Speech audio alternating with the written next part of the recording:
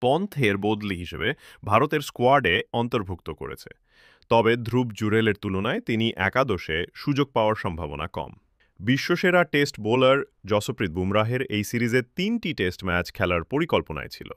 তিনি ইতিমধ্যেই প্রথম ৪টির মধ্যে ৩টি খেলে ফেলেছেন, ফলে তাঁকে ওভালে পঞ্চম টেস্টে বিশ্রাম দেওয়ার একটা সম্ভাবনা থেকেই যাচ্ছে। ভারতের টেস্ট অধিনায়ক শুভমান গিল ও প্রধান কোচ গৌতম গম্ভীরকে ম্যাচ পরবর্তী প্রেস কনফারেন্সে বুমরাহার উপলব্ধতা নিয়ে প্রশ্ন করা হলে তারা কোনো স্পষ্ট উত্তর দেননি।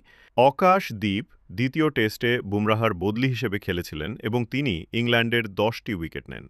পঞ্চম টেস্টেও তিনি আবার দলে ফিরতে পারেন। ইনজুরির কারণে তিনি চতুর্থ টেস্টে খেলতে পারেননি। সেই ম্যাচে শার্দুল ঠাকুর ও অংশুল কাম্বোজ খেলেছিলেন, কিন্তু দুজনেই বল হাতে কার্যকর হতে পারেননি। তাদের দুর্বল পারফরম্যান্সের কারণে ভারতীয় টিম ম্যানেজমেন্ট কুলদীপ যাদবকে প্রায় ৯ মাস পর আবার টেস্ট একাদশে ফেরাতে পারে।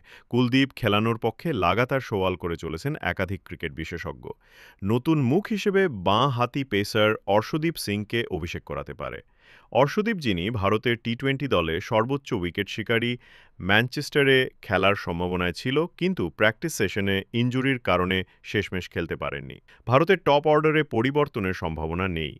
চতুর্থ টেস্টে দ্বিতীয় ইনিংসে রবীন্দ্র জাদেজা ও ওয়াশিংটন সুন্দরের অপরাজিত শতরান ব্যাটিং গভীরতা এনে দিয়েছে। তাই বাড়তি অলরাউন্ডার খেলানোর প্রয়োজন দেখা যাচ্ছে না। তাই ভারতের সম্ভাব্য পরিকল্পনা হলো ওভালে ৩ পেসার ও ১ অলরাউন্ডারের বদলে ৪ জন স্পেশালিস্ট বোলার নিয়ে খেলা। ওভালে পঞ্চম টেস্টে ভারতের সম্ভাব্য একাদশ